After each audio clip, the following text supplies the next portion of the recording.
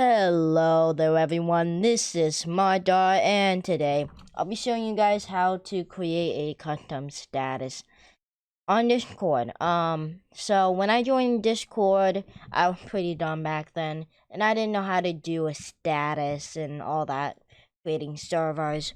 I didn't know much about Discord, but I asked my friends that I had at the time and they told me how to do it. But you can just watch today's video because it's easier. So I've known them for a while now. It's actually pretty easy. So if you're on the default Discord, you're gonna see something right here with your name, your tag, your profile picture, a microphone, a headphone, and ears. So you want to click your icon right here, or you can click your name. And then it's gonna pop up with this. You can set a custom status right here, and then we can make this this is a custom status. You can clear it whenever you want. I usually do don't clear, and then I just change it when I want to.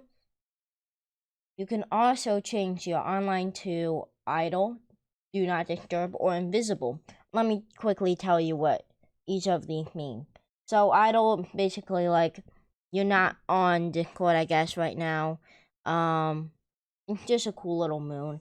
Do not disturb, you won't get any notifications if you put this on. And it has like a little red symbol that like stop. Don't do it.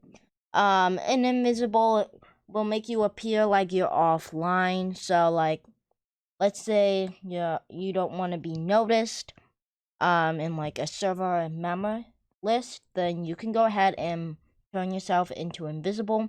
Maybe that will help you not get as many DMs because people think you're not online. Everything still works in all of these new 3 statuses kind of thing. Discord will function the same no matter which one you choose, but that's about it for today. I know today was pretty short. It was just a brief explanation. Also, when you click on the things here, it's gonna give you you will not receive any desktop notification. So in case you forget, it's always right there.